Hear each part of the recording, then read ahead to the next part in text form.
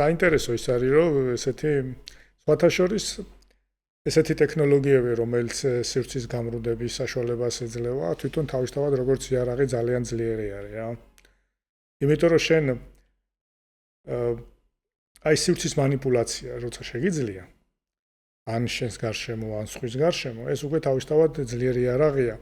სრულებით არა აუცილებელი ლაზერის და იონის ან რაღაცა პლაზმის სროლა, იმიტომ რომ წარმოიდგინე, რომ შენ სივრცეს ამრუდებ მოწინააღმდეგის ხომალდზე და უცებ მისი ხომალდის ნაწილი მოგჯება და რა შეგეძლო გესმის? მოგჯება. მოგჯება რას ისე? გაგჯება. რა გაგჯება? ბიჭო, არის იქ სიტყვებით, შენ რა გჭირს? რა გაგჯება? აბა როგორ უნდა თქვა? რა სიტყვა რა უნდა? მოგლეჯა რა არის? მოგლეჯა და მოგჯება რა უბედურება? აბა როგორ იტყვა? მოგლიჯა. მოგლიჯა მან და თვითონ რომ მოგჯება?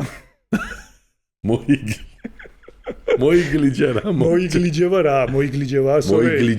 მოიგლიჯებს. რას მოიგლიჯებს ბიჭო? ის მას. რას? ის მას. მოიგლიჯებს. მოიგლიჯავს არის ხო? ბიჭო, მოიგლიჯავს განზრახვა არის და თავისით რომ მოხდება? მოეგლიჯა. მოეგლიჯა? ხო. ანუ შეკვეცე და შეკუმშე და მოგჯება გადაგეთე ხო არ ვიცი. ძალიან საეჭვო კომენტარი, როგორც გითხარით, კომენტარი დატოვეთ აუცილებლად. კარგი, მოდი ცოტა ისა ამოჭერია ეს. რადგანაც რეალისტური ის გინდოდა, რეალისტური იარაღიც გვინდა. ერთი შენგენაცვალე. ჩაწერა გვაქვს აქ. უბრალოდ ჩაწერა გვაქვს ცოტა ჩუბად.